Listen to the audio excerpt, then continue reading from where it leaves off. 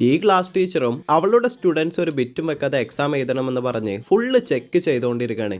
ഈ സ്റ്റുഡൻസ് എത്ര ട്രൈ ചെയ്താലും വെറൈറ്റി ഐഡിയ കൊണ്ടുവന്നാലും എക്സാമിന് ക്ലാസ്സിലേക്ക് വരുന്നതിന് മുമ്പ് തന്നെ ഫുള്ളായി ചെക്ക് ചെയ്തിട്ടാണ് ക്ലാസ്സിൽ കയറ്റുന്നത്. അങ്ങനെ ചെക്ക് ചെയ്തപ്പോഴാണ് ഇവർ എവിടെയെല്ലാം ബിറ്റ് വെച്ചിരിക്കുന്നതെന്ന് കണ്ടുപിടിക്കുന്നത് തന്നെ. അതിലൊരു സ്റ്റുഡന്റ് അവന്റെ കയ്യിലുള്ള എല്ലാ ബിറ്റും കൊടുത്തു. എന്നാലും അവൻ കയ്യിൽ വെച്ചിരിക്കുന്ന പെപ്സി കുടിച്ചിട്ട് തരാൻ പറഞ്ഞു. ഇവൻക്ക് വേറെ വഴിയില്ലാതെ കുടിച്ചിട്ട് കൊടുത്തു. നോക്കുമ്പോൾ ആ ബോട്ടിലിന്റെ സ്റ്റിക്കറിന്റെ പിന്നിൽ ബിറ്റ് എഴുതിയിട്ടുണ്ട്. ഇങ്ങനെ എല്ലാവരുടെ കയ്യിൽ നിന്ന് ബിറ്റ് വാങ്ങിയിട്ടാണ് ക്ലാസ്സിലേക്ക് തന്നെ അയച്ചത്.